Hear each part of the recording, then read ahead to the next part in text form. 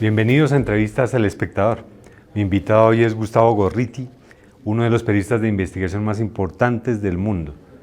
Tengo el honor de conocerlo desde hace muchos años, desde la época de la dictadura de Fujimori en Perú. Gustavo Gorriti está de visita en Bogotá. Estamos en la trasescena del Premio Legado, el premio que va a entregar anualmente la red de periodismo latinoamericano Conectas, y los premiados este año son Gustavo Gorriti y Carmen Aristegui de CNN. Nuestro invitado hoy es Gustavo. Bienvenido a Colombia de nuevo, Gustavo. Con mucho gusto, es un placer y es un placer volver a conversar contigo. Pues Gustavo ha recibido premios a nivel internacional en todo el mundo. El año pasado el premio Héroes de la Libertad de Información en Viena, por ejemplo, ha recibido el premio María Murtzkowitz, que es el premio más antiguo de periodismo del mundo en Nueva York, de la Universidad de Columbia, ha recibido el premio de la Fundación Gabo, etcétera, etcétera, etcétera. ¿Por qué me interesa hablar con Gustavo? Porque representa la lucha por la libertad de prensa a nivel internacional. El premio, por ejemplo, que recibió en Viena lo recibieron distintos periodistas del continente americano, de Asia, de Europa, e incluso periodistas que perdieron la vida. ¿Qué significa para ti recibir el premio Legado aquí en Bogotá? Es un honor y con frecuencia me pregunto cuáles son los merecimientos como para tenerlo. Y debo concluir, una de las cosas que inmediatamente me pongo a pensar es de que significa indudablemente que estoy viejo. Porque este tipo de cosas se dan pues, normalmente al seguir una trayectoria que sí pues es bastante prolongada. Uno de repente ha cerrado los ojos, los vuelve a abrir y se pone a pensar en todos los años que pasaron, todas las cosas que han sucedido, todo aquello lo que ha habido que hacer presente, cómo ha cambiado el periodismo durante estos años, pero cómo ciertos valores han permanecido y permanecen inalterables. Pues Gustavo sigue al frente del cañón, como decimos en periodismo. Él es quien fundó y dirige IDL Reporteros, que es el medio de comunicación independiente más influyente de Perú.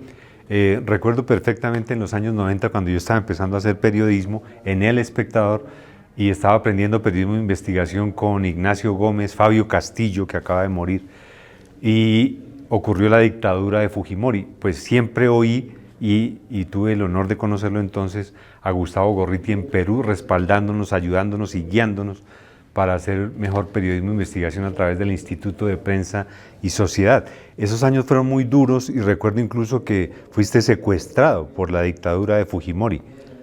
El día que perpetraron el golpe de Estado, el 5 de abril de 1992, fui capturado por un destacamento de inteligencia, de militares vestidos de civil, que me llevaron al local del Servicio de Inteligencia del Ejército, de donde no mucha gente que había entrado había salido entera.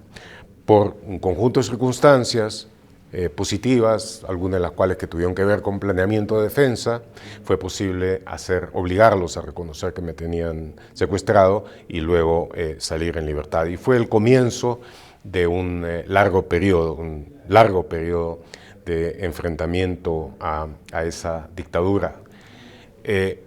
Bajo las circunstancias específicas de lo que significa y significaba hacer periodismo y periodismo de investigación frente a regímenes autoritarios que están a caballo entre la perpetración de la ilegalidad y las apariencias de legalidad del otro caso. Situación que desgraciadamente no ha dejado de existir y que de repente va a ser un problema importante en el futuro de varios de nuestros países. Claro, pero recuerdo que incluso el propio Fujimori y su jefe de inteligencia, Vladimiro Montesinos, fueron después condenados por el ataque contra ti, ¿no? Entre otras cosas por el secuestro, el intento de desaparición, fueron ambos condenados por esa razón.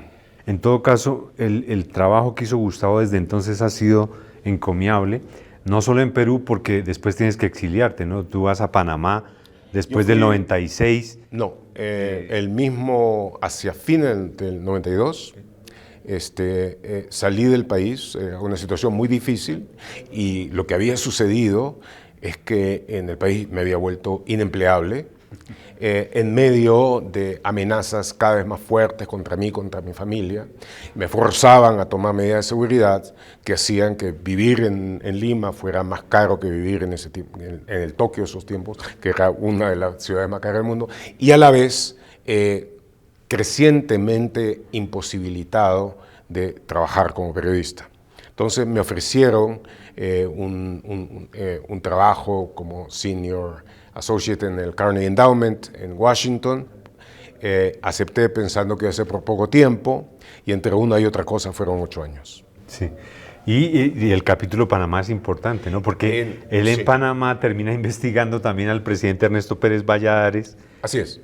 Por donde vas haciendo lo que sabes hacer. La prensa de Panamá, un diario singular, yo diría ejemplar en América Latina en el momento en que se fundó para enfrentar una dictadura, teniendo un esquema de propietarios lo más difundido posible para poder garantizar su resistencia ante los embates de la represión. La prensa eventualmente me contrató en 1996 para que yo fuera como director asociado, pero esencialmente con la misión de construir y levantar el periodismo de investigación en Panamá, cosa que hice. Y cuando uno hace ese tipo de cosas, pues suelen suceder resultados. ¿Tuviste que salir también de Panamá? No salí, me quisieron sacar. Me quisieron sacar en 1997, el presidente Pérez Valladares ordenó que no se me robe el trabajo y que yo salga.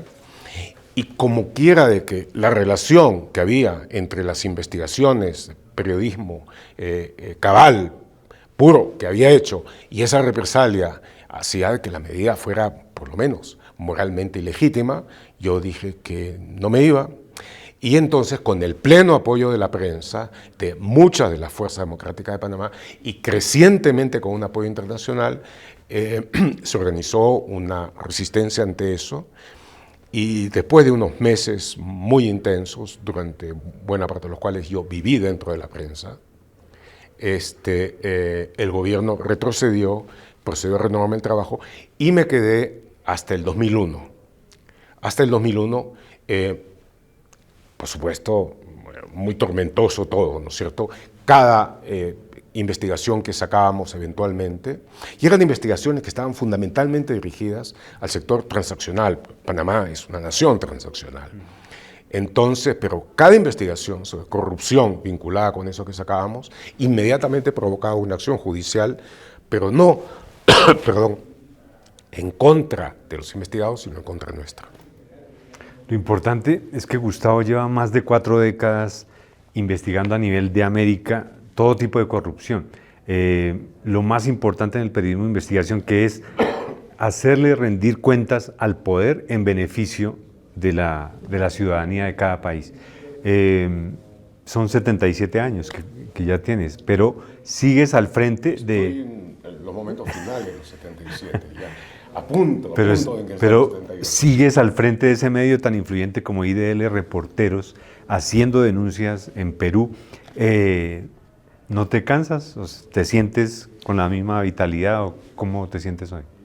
Bueno, han pasado cosas, varias en camino, entre otras que en 2023 me fue diagnosticado un cáncer muy serio en la última etapa, en el estadio 4. Entonces, durante un tiempo tuve que luchar por sobrevivir. Me convertí, para prestarme las palabras de Hufsted, la excelente escritora estadounidense, viuda de Paul Auster, en ciudadano de Cancerlandia, de la República de Cancerlandia, donde no necesitas visa para entrar, pero salir es más difícil que salir de lo que era la Unión Soviética en la época de Stalin. Entonces, bueno, hubo eso.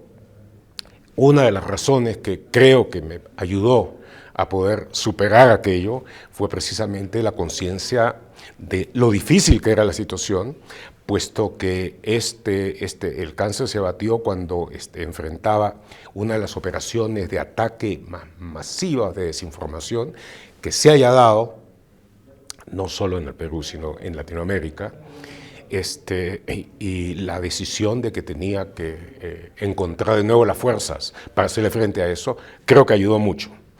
Ahora estoy bien, estoy funcional, creo, eso quiero decirlo además como un consejo para los colegas, que ayuda mucho el haber sido deportista, que practicó intensamente durante toda su vida, que no dejé ahora, sobre todo en la vejez, de entrenar, sino por lo contrario, lo he acrecentado. ¿Qué hacías? ¿Atletismo? No, yo desde los 15 años practiqué judo y competí durante varios años. Wow. Y después de eso he continuado haciendo cuestiones vinculadas con artes marciales, con entrenamiento funcional, con todo ello. Pero si me preguntas sobre el judo, te voy a decir que el principal aporte que hago en la vida es el de la disciplina interna, el de la capacidad de enfrentar situaciones difíciles buscando la manera más eficiente de hacerles frente, con serenidad interna, sabiendo precisamente que los valores del guerrero son aquellos que deben guiar la conducta de uno. Entonces, eso, estoy por cumplir, como te digo, 78 años, pero me siento todavía con fuerza, con capacidad funcional, con energía y además con la energía necesaria para un trabajo tan demandante como este. Claro, celebro tu salud y celebro que Gustavo siga liderando el periodismo de investigación en Perú y respaldándonos a todos los periodistas de América, además porque sigue mostrándonos que el periodismo es eso, disciplina, perseverancia, todo el tiempo para informar mejor a la opinión pública. Tanto sigue en su disciplina periodística que en 2023 la Comisión Interamericana de Derechos Humanos tuvo que emitir medidas cautelares para proteger a Gustavo, teniendo en cuenta las amenazas que siguen vigentes contra él por denunciar la corrupción en Perú. Sí, medidas, yo obviamente agradezco la preocupación que tuvo la Comisión Interamericana con las medidas cautelares, pero digamos, de gran ayuda no han sido. Son más simbólicas. Son simbólicas y esfuerzan a los burócratas del gobierno a ensayar explicaciones por aquí y por allá. Pero después de eso, por ejemplo, el principal candidato de la ultraderecha en el Perú, Rafael López Aliaga, básicamente incitó a que se me mate. Aparte de muchas otras cosas. De tal manera de que es dentro de ese ambiente cargado, difícil, preñado de amenazas, donde uno tiene que trabajar.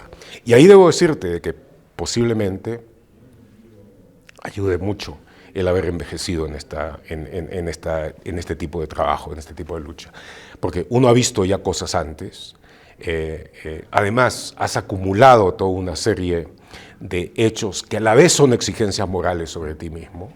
Entonces hay cosas que tú ahora sabes que solamente te marcan una decisión, y la decisión es defender los principios de la democracia y de la libertad de prensa hasta el final, al precio que sea. Claro.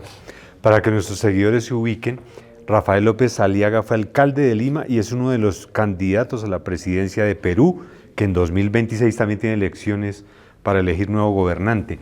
Y es un fascista, para decirlo en todos sus términos. Es un fascista, es un tipo desbocado y que, por ejemplo, en el caso de sus enemigos, a mí me ha llevado a alturas míticas al ponerme dentro de su demonología personal. Y yo creo de que eso ya sale del ámbito de lo político, incluso de la política y la ultraderecha, para entrar completamente en el ámbito de la psiquiatría. Entonces ahí te pones a ver, desgraciadamente, el efecto que puede tener eventualmente la locura en el destino de los pueblos. Claro, pero las amenazas de él son tan crudas, tan directas, que no parecen nada simbólicas. No, de simbólica no tiene nada. Acabo de ver, antes de venir acá, de que amenazó ayer también a un veterano periodista de investigación peruano, Ángel Páez, de la República, que Ángel, de paso, durante la época de Fujimori y Montesinos, fue también consistentemente amenazado. Sí. Y hubo planes para atentar contra su vida. Entonces, ahora este fascista, sale y dice que le va a perdonar la vida a cualquiera menos a él. Bueno, Ángel Páez, otro gran periodista de investigación, fuimos corresponsales juntos de Clarín de Argentina. Claro, por supuesto. Y también nos ayudaron mucho en el Espectador en los años 90 y en la revista Cambio. Pero fíjate, incluso esta semana vi que ordenaron reabrir una investigación contra ti por todas las denuncias que hiciste, incluso en el gobierno anterior, el de Dina Boluarte, que sigue en curso.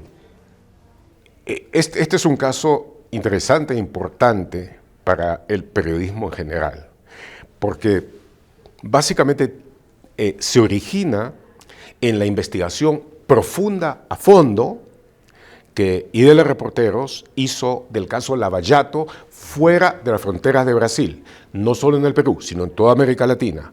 Organizamos una red de periodistas de investigación que eventualmente permitió exponer, revelar, desentrañar muchísimas cosas en varios países, desde Argentina hasta México. Por supuesto, en el Perú muchísimo. Entonces, como resultado de eso, muchas personas fueron procesadas, muchas personas tuvieron que hacer frente a eso, luego surgieron otras investigaciones sobre la corrupción en el Poder Judicial, por ejemplo, y eventualmente todo eso, cuando el poder político empezó a trastrabillar, caer y vino la plaga del COVID, entonces eso originó una contraofensiva de los sectores que habían sido afectados, una ofensiva totalmente predicada en la más gruesa y grosera desinformación, pero con un nivel de inversión de recursos sin precedentes. CLIP, lo conoces, el medio que armó María Teresa Ronero. Alianza de Periodismo Iberoamericano Colaborativo. Exactamente. CLIP hizo una nota de investigación sobre eso, precisamente sobre eso, examinando la dinámica, la forma en que se había realizado. Bueno, esas campañas que llevan toda una cantidad también de testimonios corruptos, etcétera, eventualmente fueron tan intensas que llevaron a algunos fiscales a hacer una investigación en la cual yo fui investigado. Dijeron, ¿por qué?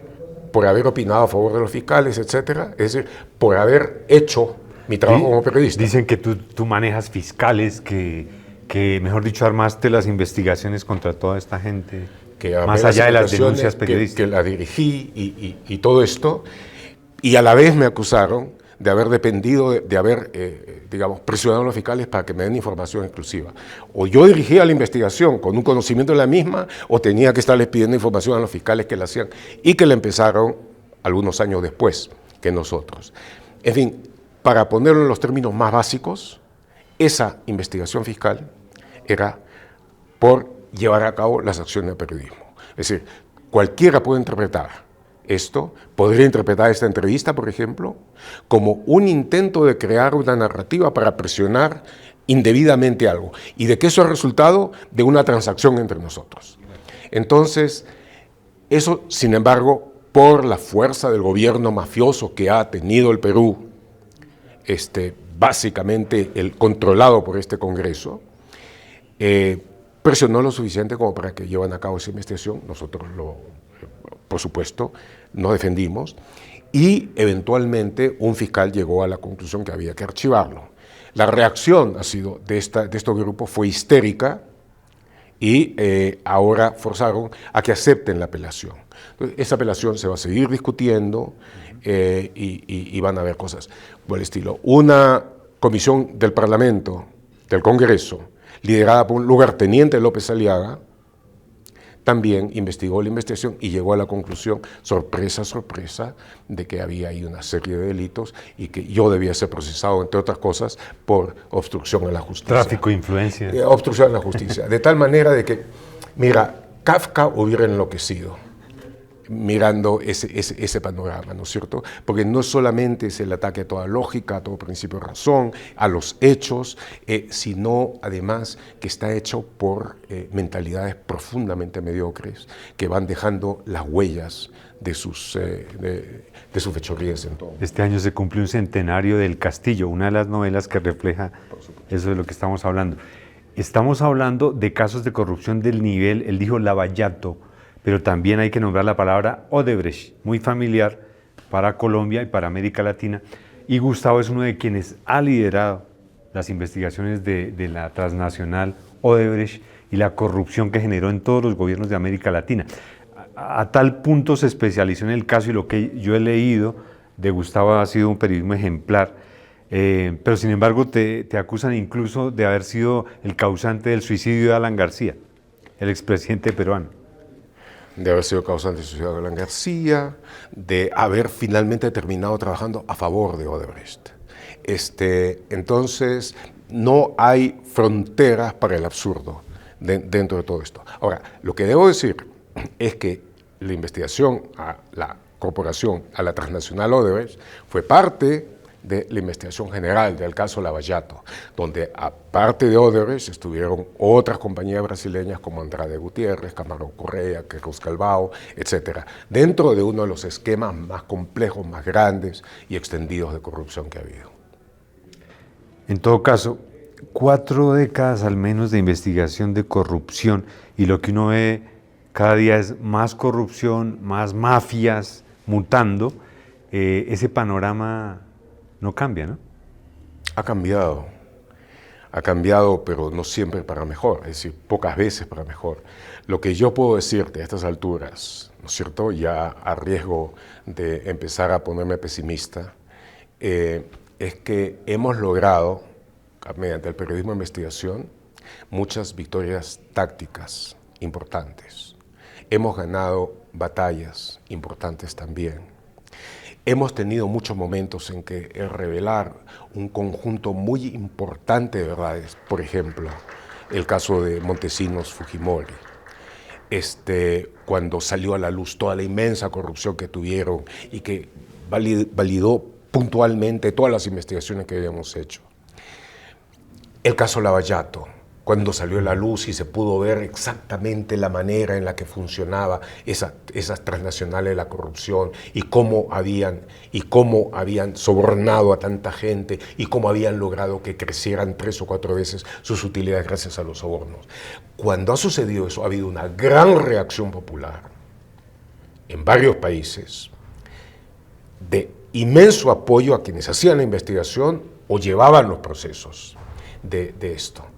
Entonces, eso nos hizo esperar a algunos. Me encuentro entre ellos, debo confesarlo, que pensamos que se había logrado un avance cualitativo, sobre todo en el caso de Lavallato, a partir del cual iba a ser posible construir sociedades mucho más limpias y menos corruptas, mucho más acorde con los principios republicanos fundacionales de nuestras naciones. Entonces, había valido la pena todo eso. Pero cerramos los ojos, pasaron algunas cosas, lo del COVID, por ejemplo, y nos encontramos chapaleando en el pantano de nuevo. Claro, y en años donde está creciendo el autoritarismo, el populismo, los autoritarismos de derecha y de izquierda, ¿no? Desde Trump hacia abajo, pasando por El Salvador, llegando hasta Argentina, ese mapa, ¿qué te dice hoy frente a lo que debe hacer el periodismo investigativo? Es el periodismo de investigación en circunstancias como estas, es parte de un cuerpo, de una organización mucho más grande, gravemente atacada, gravemente afectada, que es la democracia, que es el sistema democrático. Y sin democracia, una democracia básica, sin respeto a la ley, el periodismo de investigación no puede existir. O lo que existe será algo clandestino, inmediato, constantemente perseguido. Entonces, ¿cuál es la situación?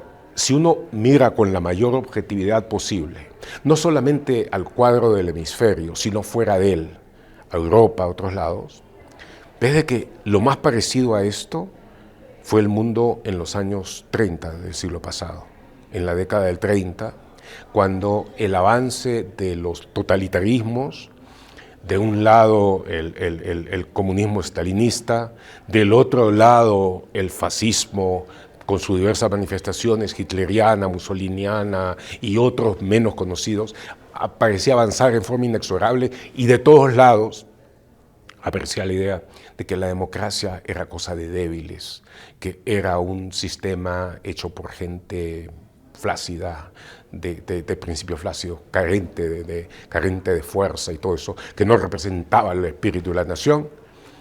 Y avanzaron y avanzaron.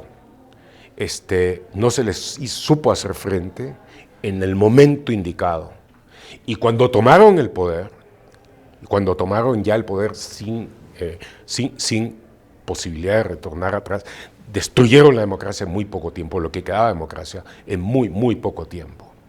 Y luego terminar con ellos y volver a construir un orden mundial que con todas sus imperfecciones dio década de progreso y de esperanza y de logros sustantivos a varios pueblos en la tierra, eso costó decenas de millones de víctimas. Yo veo ahora claramente el peligro de un resurgimiento de fascismos. Veo de un lado el avance que ha tenido en Europa, que incluso precede al que ha tenido en Estados Unidos con el MAGA y la ideología que está ahora coaligada con Trump. Pero ahora están juntos. De un lado, la expresión desnuda, prepotente de la fuerza; del otro lado, todos esos principios resucitados de las tumbas del fascismo que están listos para ser, que ya están siendo aplicados en determinado momento. Y desgraciadamente siento que en muchos casos a la democracia, a las fuerzas democráticas, les falta la decisión, la fuerza, la entereza de enfrentarlos. O sea, la democracia, si algo demostró el mundo en los años 30, fue que los Chamberlain ayudaban a destruir la democracia y que para hacerle frente se necesita gente con mucha fuerza, con decisión, con entereza. Claro.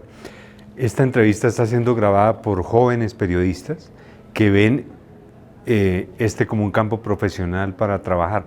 ¿Qué decirles hoy, siglo XXI, 2026? ¿Cómo encontrar recursos que cada vez son más escasos para hacer periodismo de investigación e independencia para poder hacer investigaciones como las que tú sigues haciendo? Primero, no dorar la píldora en lo absoluto. Es una circunstancia muy difícil y lo primero que yo hago es decirle que lo piensen bien. Hay muchas líneas de trabajo que son claramente más tranquilas, que permiten mucho mayor calma en la vida y predictibilidad también que esta. Ahora, y que si deciden hacerlo, lo piensen bien y entiendan que va a necesitar todos sus talentos y su energía y de que en muchos momentos sus principios más básicos se van a poner en juego.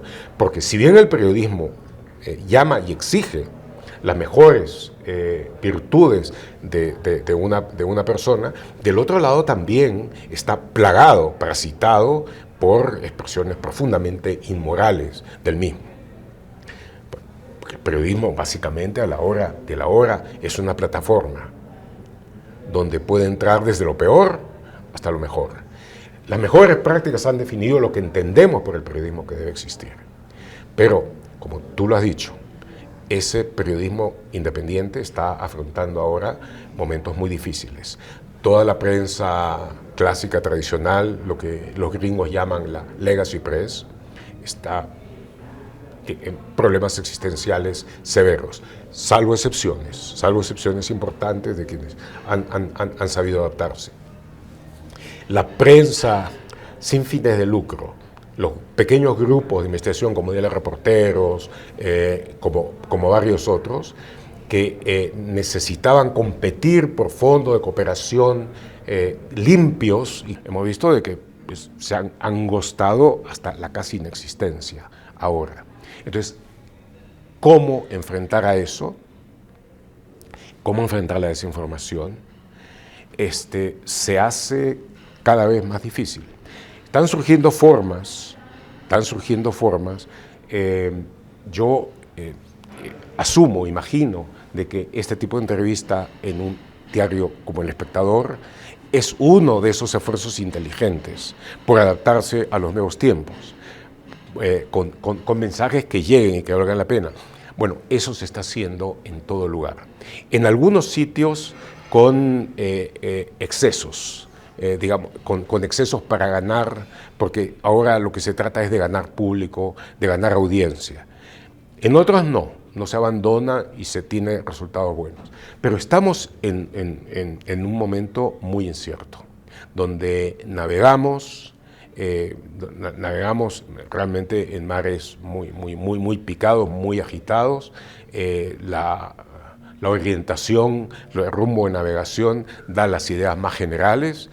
Lo único que ayuda es la experiencia que tienen algunos dirigiendo esto y sobre todo, la inmensa necesidad que existe de un periodismo cabal en una época como esta, en donde desinformar, es decir, mentir, disfrazar la mentira como si fuera realidad, ha llegado utilizando tecnologías nuevas, formas de difusión, multiplicación nuevas, ha llegado a niveles sin precedentes. Y eso es lo que hace más vigente que nunca el periodismo que hace Gustavo Gorriti y que hizo Guillermo Cano y Sasa en El Espectador. Este año celebramos el centenario del natalicio de don Guillermo Cano y hablamos del legado de Guillermo Cano. No solo en Colombia, sino en Latinoamérica. Claro, y tú recibes el premio Legado. El legado que ustedes nos están dejando es un legado de ética, de perseverancia en la denuncia y creo que hay que mantenerlo por encima de cualquier adversidad, ¿no?